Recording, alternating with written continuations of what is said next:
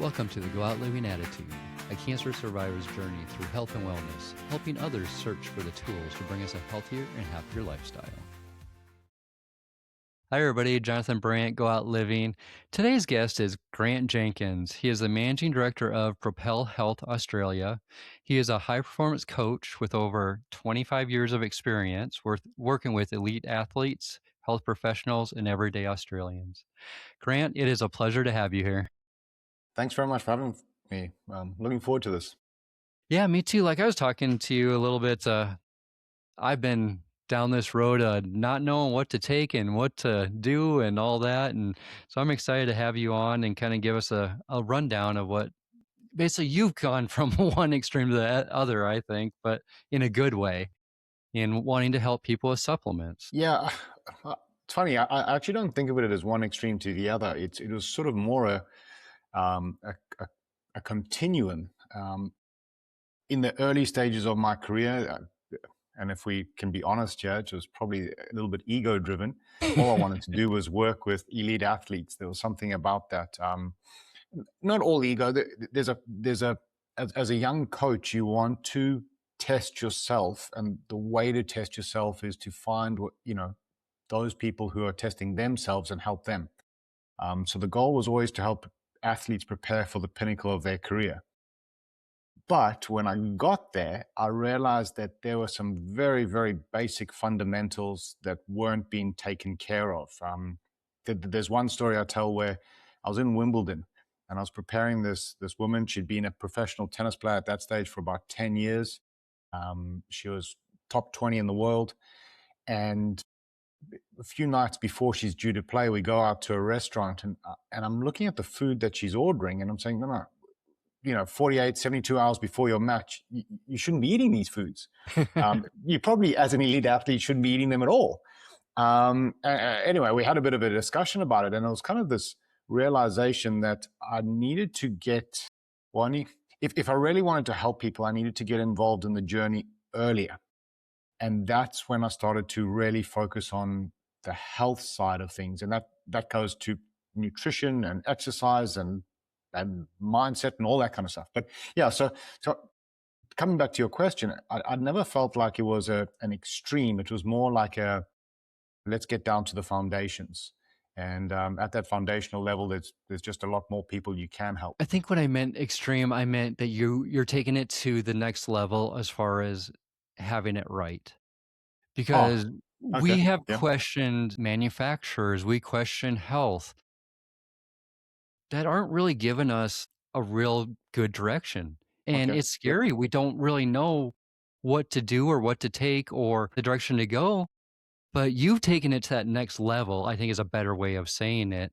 Gotcha. That there's a little bit more trust there. Yeah, I hope so. We quite customer facing, and especially through my gym where I'm training people every day. We don't have a team that we can hide behind or a marketing department that can kind of release things that, Jonathan, one small thing, I'll give you a bit of insight here is my wife and I, we've said from the beginning, we're going to test everything that comes in and pretty much everything that goes out of our factory.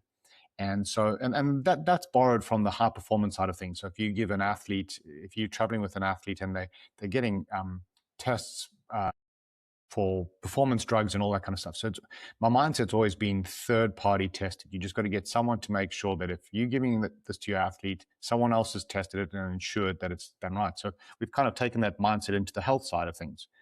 But we've also added a second level there. And that is, we've got 2 kids, and my wife and I often say, well, we base pretty much all our decisions on, would we give this to our kids? And if we wouldn't, we're not selling it. It's that simple. And so when you have that mindset and you're looking at your beautiful 11-year-old daughter or your growing 14-year-old son, you think, okay, well, I can't, the claims on the science, the claims, the marketing, whatever, the fluff is not matching my mindset that I would feel comfortable giving it to either of these 2. We're just not going to do it. So from that point of view, it's quite easy. what we offer and also what we say. Well, and this all stems, like you said, from seeing things done wrong or seeing the fluff, like you just said. A lot of companies are just out there for the money. Is it something that, I mean, are people really aware of it? I guess is the first question. I don't know.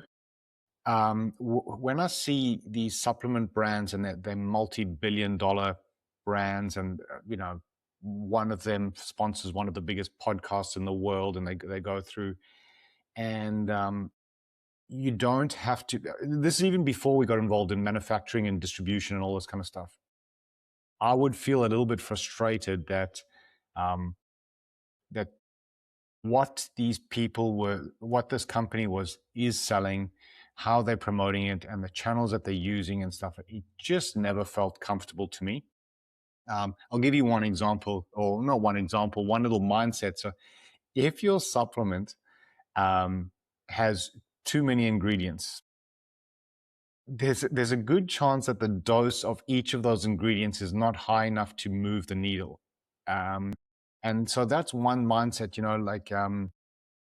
if you walk into the pharmacy or the health food store, or you're online and you're kind of shopping and you see all these and each of those 70 odd ingredients could by themselves be beneficial or help you.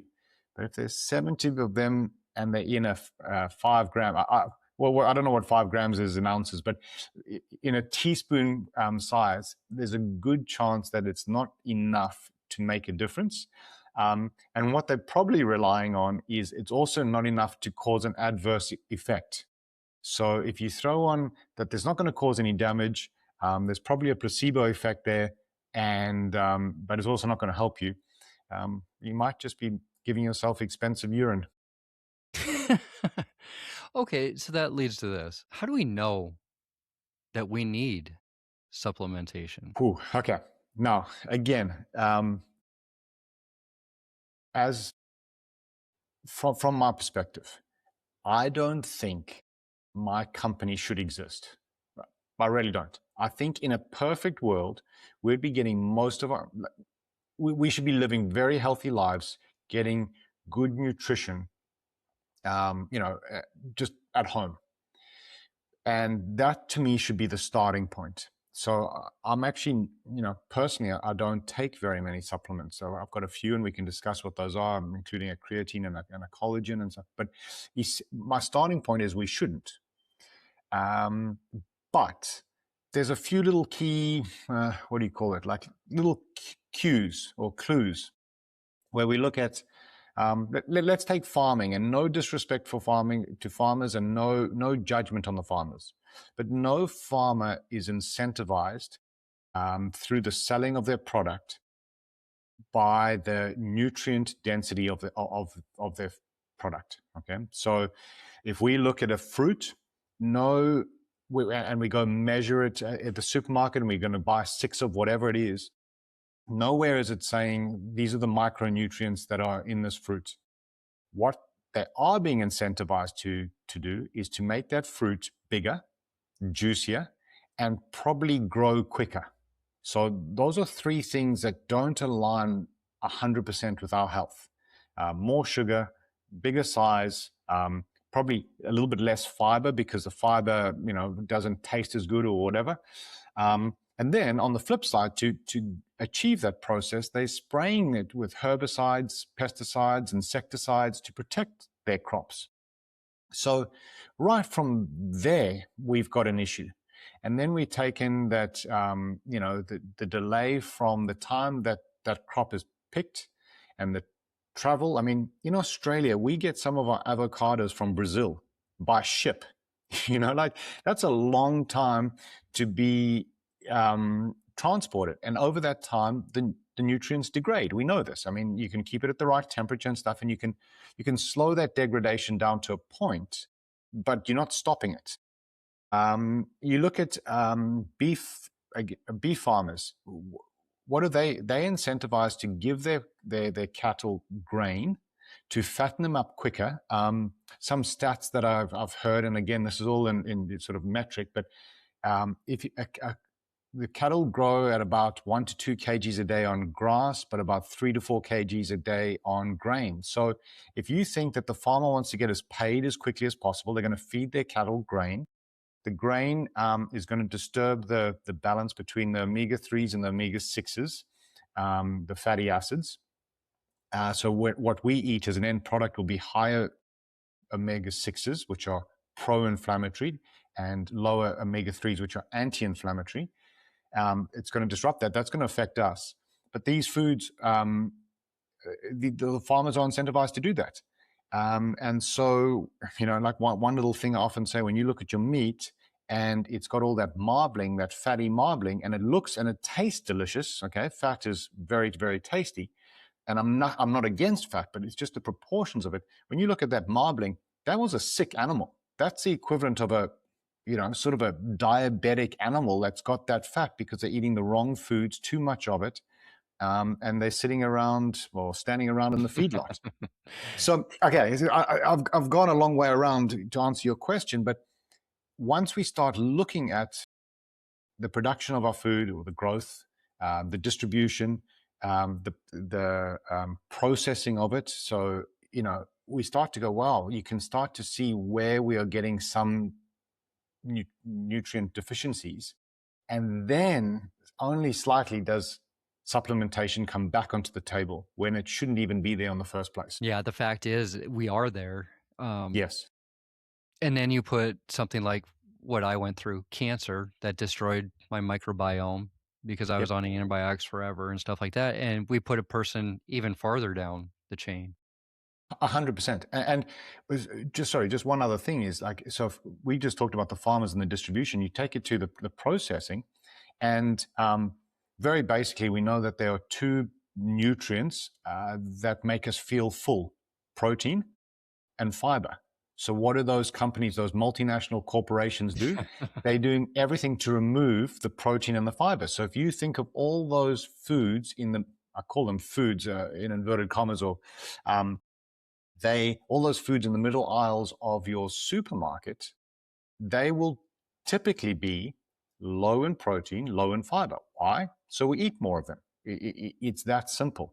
And so then, coming back to your previous question, if you're eating a lot of those foods through, working late nights, living in the city, burning the candle both ends, and you're finding that those foods have crept into your diet, okay, now we need to talk. How are we going to get some more protein into your diet, and how are we going to get some more fiber?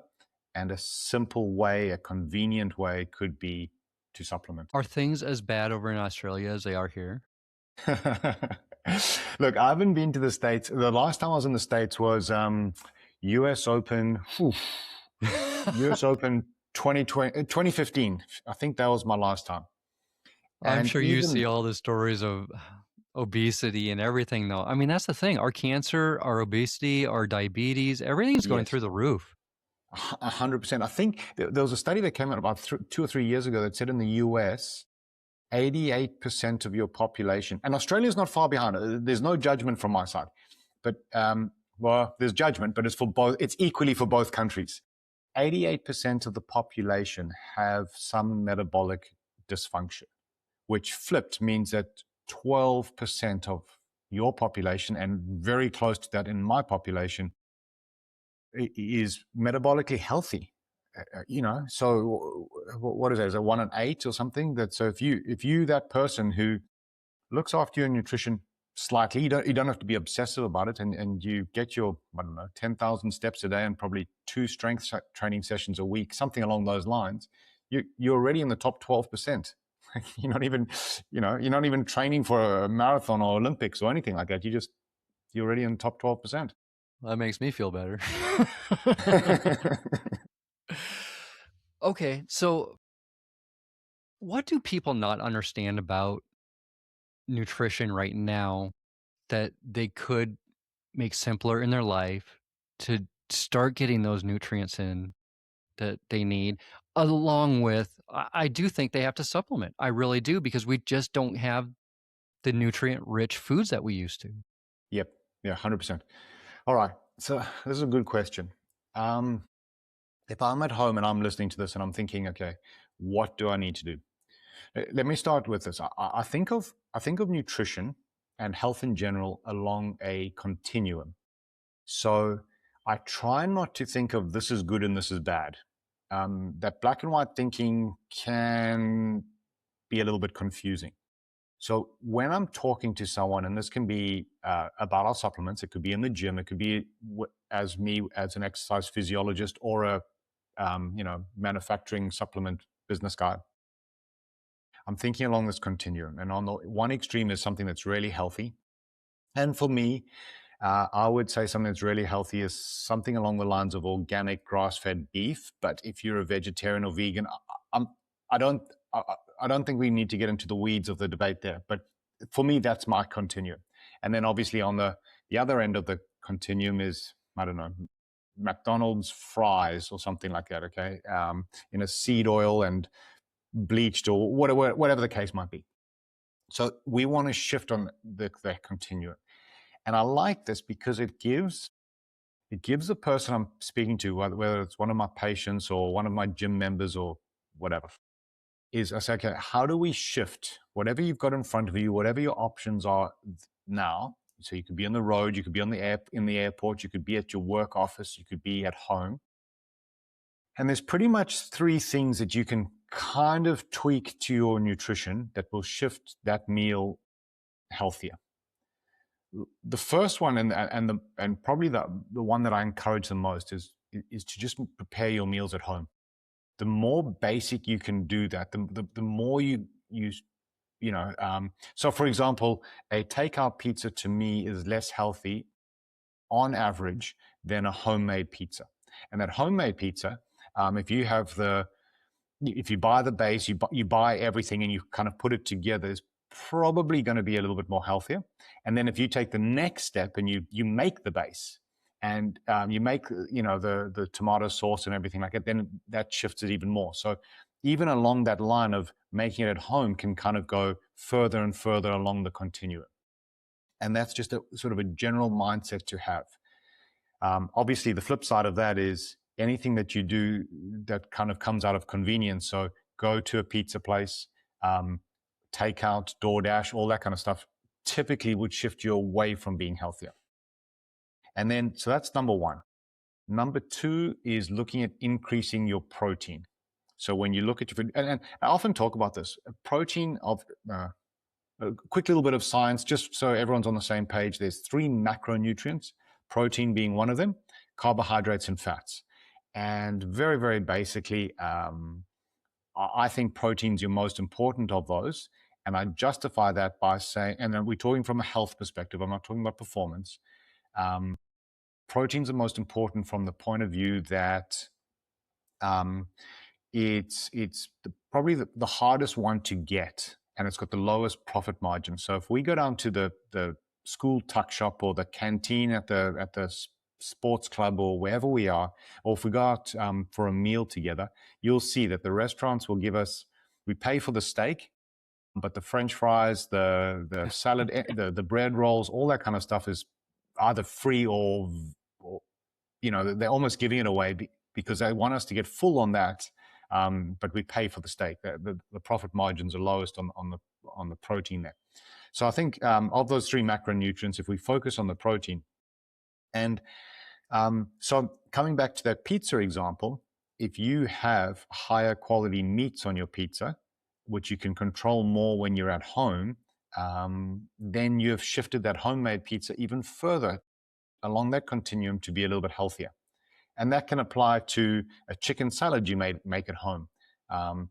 Wherever you buy that salad or that pizza or whatever it is, they are going to give you that corporation, that company, that business that is trying to profit off that food is going to give you the least protein that they can possibly get away with. And you often see that if you go look at sandwiches. It looks, if you buy those takeout sandwiches that are kind of prepackaged, in the front, it looks like it's all egg or it's filled with chicken or whatever the case is. And you take 2 bites into it, or sushi in the middle of like a sushi roll. There's almost no salmon in there or whatever the case is. So eating at home or making things at home, it shifts along the continuum. increasing protein shifts along the continuum. And then the third one is your fiber. If you can add some kind of fiber, so and this is not necessarily for everyone, but it is something that probably the general population, most of our food is processed, especially the packaged stuff, and it's very low in fiber. So by adding some, you can shift it. So that's something that I talk to a lot of people. Cook at home. Try within your whatever you can control, add a bit more protein, which, if you're out, it might be, hey, can I have I don't know, can I pay for the extra protein for my burrito, or can I have the extra serve, or whatever it is, and then try also look for to increase the fiber. Those 3 steps I've found can help a lot of people. Well, I mean, you brought up fiber. That's probably saved my life, to be honest. Okay. In I, what way? well, I had, like I said, a lot of gut issues, and Yep. I gained 65 pounds after my bone marrow transplant. I didn't Oh, wow. realize how bad my microbiome was at that point, Yep. and I was gaining weight because it was so messed up. I took a at-home blood test, and they came back and said, "Take psyllium fiber." I was like, "Really?" After how much I just spent on that? Well, I did it, and within a couple months, I started losing the weight. I'm like, Yep. unbelievable. But that's my point here is it can be something that simple. 100%. So 100%. okay, for instance, for me, I had to go get blood tests done because I just didn't know. I mean, I was at my end and nobody was helping from the medical side. Is that something you would recommend where people get at home blood tests or just something a little bit more specific than probably the hospital blood test? Do you recommend doing something like that to have a little bit better idea of what you're lacking? I don't often recommend it, but I do think it's really good. I suppose what I'm trying to do, Jonathan, is I meet people where they're at, and I I feel like we could start maybe a little bit earlier and say, hey, kind of what we've just talked about. If you make these small little changes, and that's amazing to hear with your change, like such a small little change. We've and bearing in mind, sorry, I just want to say that there are a few different fibers, and we've got a fiber called inulin, and inulin. What we recommend people on sort of that weight loss journey, if they start taking about 5 grams before their meal. So you just mix it up 5 grams before. Actually, let me go back a step. Do you know who Scott Adams is? I want to Scott say I heard the name, but Scott Adams is the author of a comic Dilbert. He passed away in the yeah. last year Yep. or so. Yep. And he's got some really good books. And one, I can't remember which book it is or whatever, but he talks about systems and goals. And he also talks about anything that relies on self-discipline or motivation is going to fail over the long term because you're going to run out of motivation. It's hard to stay disciplined all the time. So I took that on board, and we looked at in the gym at people coming to me and say, hey, I need to lose 5 kgs or 10 pounds or whatever the case might be. Can you help me?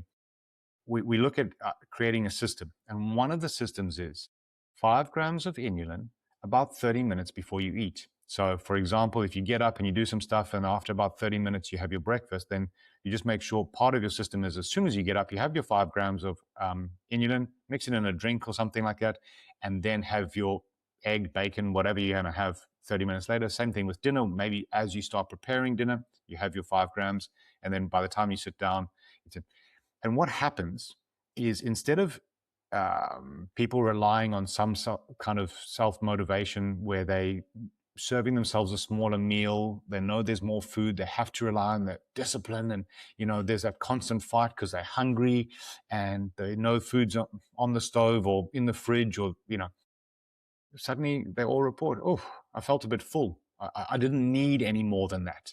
So we've taken something that requires an internal battle of that self-motivation. And I'm wondering if your psyllium husk did something similar with the inulin, that fiber. It makes you feel a bit fuller. So now you can sit back, you can enjoy your meal, but you feel a little bit too full to overeat, to have that second helping, to reach for the dessert, whatever the case may be. And so you've actually got your self-discipline for other things, maybe maybe you can then, you've got to go to gym the next morning, wake up earlier to go to gym, or whatever's in your sort of paradigm, because that self-discipline is so limited, and it applies to so many things. So sorry, I know we're getting off topic here, but and No. just pull me up if I'm talking too much. But self-discipline all comes from the same, or self-motivation comes from the same cup. So it decreases when your partner annoys you, when your boss is riding you, when traffic is slowing you down, or getting away. So all those little things are decreasing your motivation. And that's why by the time it gets to 4 p.m. or 9 p.m., you've got no more motivation left, and you reach for those cookies, or you have that treat or dessert or whatever. So anything that you can do that preserves that self-motivation is important. And that's where your psyllium might have helped in your case, and the inulin in what we're doing can help. And so, yeah. So, as a matter of interest, was it fairly effortless once you started taking the psyllium, or was there other things that you were doing? Well, the thing is, I was working. I mean, even during my cancer treatments, I was doing 3-4 hours of working out a day. I ate fairly healthy. We think the antibiotics and stuff just destroyed everything so badly that, yeah, somehow the psyllium husk just started bringing back my good bacteria, Yep. because I wasn't overeating or anything. I have a hard time actually eating. So, Okay. Yep. um, but here's the funny thing. I'm on about 12 different things right now trying to get my gut lining back, because that's been destroyed, where I'm not getting the nutrients and minerals I need. Um, so I'm with a doctor right now, really trying to get that back to the point where then I can start coming off everything, because I don't think anybody should be where I'm at. I hope they're Yes. not where I'm at. Like I said, I'm on 12 different things, and it's a lot of different fibers. Yeah, well, just a lot of stuff. You Have you can, looked at has partially hydrolyzed guar gum, or PHGG, is that on your list? yes. I'm not taking it at the Okay. moment, but that's definitely on the list. We're trying to take things slow, because I just don't wanna I've reacted badly to some stuff already, so we had to take me off and start over again, kinda thing, and you know how this goes. I lost 6 inches of my colon as well, so I'm a little bit farther gone than a lot of Yes. people, kinda thing, so I gotta be a little bit more careful with how quickly I get into things and how much I take. So, But that's a I just don't that's want a people good to point. be there. 100%. And that's a great point there. Is we say that start low and build slow. And the idea is that as beneficial as something could be, and it could be creatine, collagen, glutamine, as we talked about, the PHGG, the partially hydrolyzed guar gum, even though a recommended dose might be 3 grams or 6 grams or however many teaspoons, whatever, still start low. And one of the examples, specifically talking about gut health, is which PHGG, a great prebiotic, beneficially feeds your good bacteria, helps build it up. But at one stage, there's going to be high levels of bad bacteria. And when you introduce the PHGG, you're going to increase the good bacteria. But at some stage, you're going to have high levels of both, and they're going to be competing. And your stomach is not going to love that, or your gut's not going to love that. You're going to feel bloated, terrible, and you think, this is rubbish. Yeah, because you introduced it so quickly. So we say start low. Okay, recommended 6 grams. Well, take it down to 1 gram, half a gram. And you apply the same thing that many parents apply to kids as they're coming onto whole foods.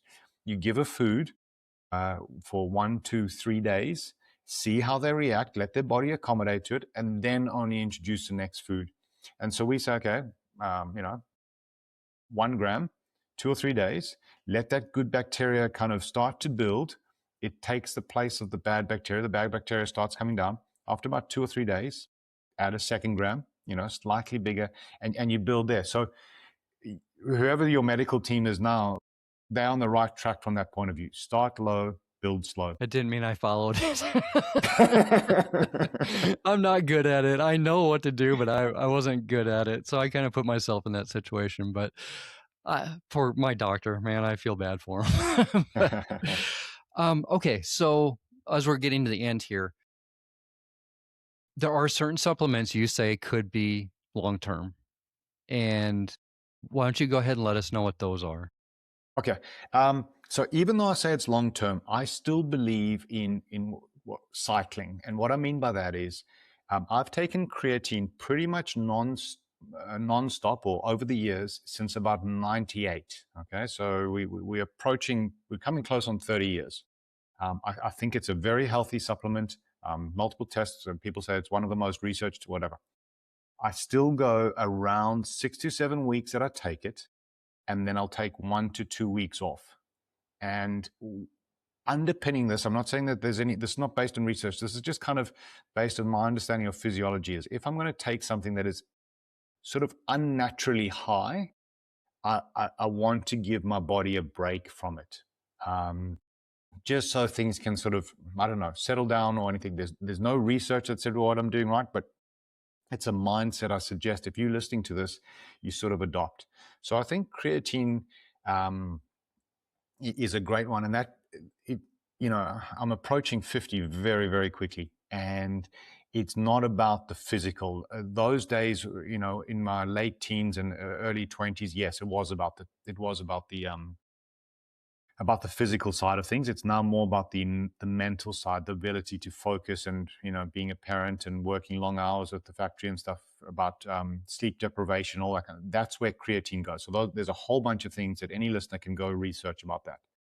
Another one is collagen, and again, when we're looking at our food sources, any meat that we are having, we're not really getting those amino acids around the bone.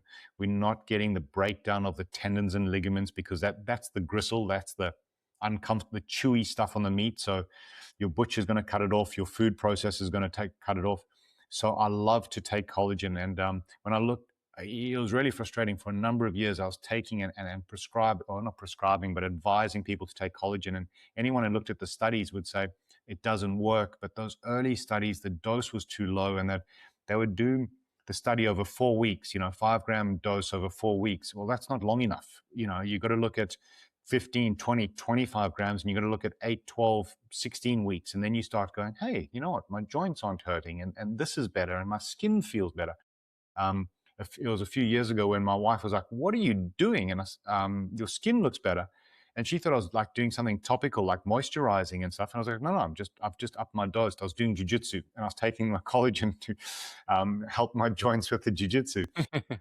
And she started saying, yeah, you're starting to look younger. So those are two primary ones. For men, especially, I'd look at a beetroot powder. Beetroot's high in nitrates. Nitrates, your body converts into nitric oxide. Nitric oxide dilates or makes your blood vessels bigger, so it helps with blood pressure. Athletes take it for the endurance component. It improves the endurance, but men are something like 80% of men over the age of 40 have erectile dysfunction, and this is a starting point. About the high nitrates in the beetroot powder help with erectile dysfunction.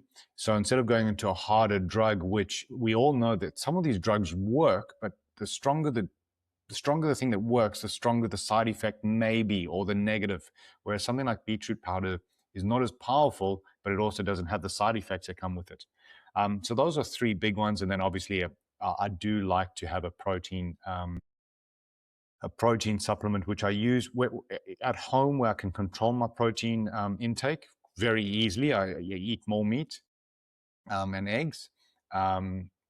I don't take a protein supplement, but I do travel with one. So if I go to someone's house and they're having pasta for dinner, or I'm traveling and I'm at an airport where, as we mentioned earlier, the food place, the restaurant in the airport or traveling is going to give me the least amount of protein. I can just, again, and it's supplement. It's just to top up with, rather than sort of form the basis of mine. So I suppose those are the big four for me: creatine, collagen, beetroot powder, and a protein. One quick question. Shoot. For us over here in America, who do we go for a manufacturer? How can we trust somebody? I often get asked this question.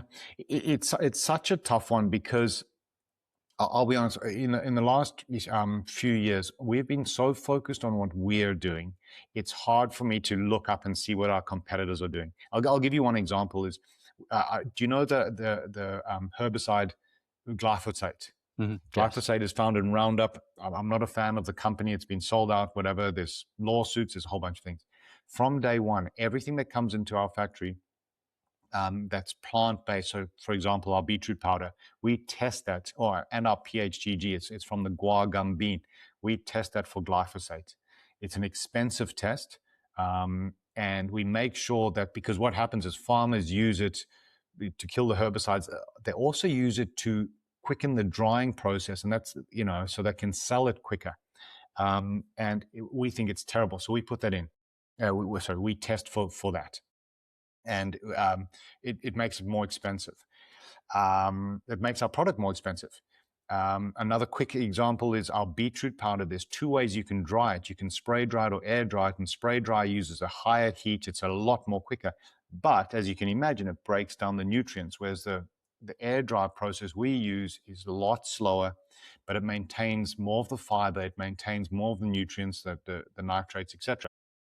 So I'm kind of saying I don't know what other companies are doing, because I'm in the thick of it for ours. But I do know that there should be some form of independent testing advertised on the package or on the website. And probably your starting point is, if something is cheaper, they're probably not going through those hoops. I'll give you another quick example. I used to advise people, go get some protein powder. Okay, this is before we had our own manufacturing, and I'd say, get this brand, get this product, and they'd come back to me and go, "Oh, crime, your product was worth $100, but the sales guy told me this one's like $60." Yes, because you're paying for the protein content, and the one I was advising was 85% or 85 grams per 100 grams of protein. This one here is 30, and they filled it up with filler and sugars and all these other and flavorants and odorants and preservatives and everything else. So, if all things being equal, probably, maybe the more expensive one with the third-party testing is going to be the better option. And the purer. Purer, yes. Yes. And what we said right in the beginning there, our beetroot powder is just beetroot powder. But if you use the spray dried and it gets that burnt taste, then they start adding maltodextrin, which is a type of sugar which plays havoc with your insulin levels and all that kind of stuff. So the people who are taking their time, independently testing, are going to probably charge. We just have to. We have to charge a little bit more to cover our costs, and so maybe that's a little heuristic or a rule of thumb that you can use with your supplements. No, I think it's smart. I really do, because I think that's the biggest problem people have, is just who do you go with? So, yeah, looking for purity, looking for third-party testing is probably your best choice. Grant Jenkins, Managing Director of Propel Health in Australia. I really do appreciate it. I learned a lot today, and I hope Thanks everybody very out much for there having me, does. Jonathan. It's been great. Of course. No, I'd love to have you on again, to be honest with you. We got plenty we can probably talk about. Let's go through some what do you call it? Go explore some rabbit holes. I love it. I love it. All right, Grant, thank you so much. Absolute pleasure. See you next time.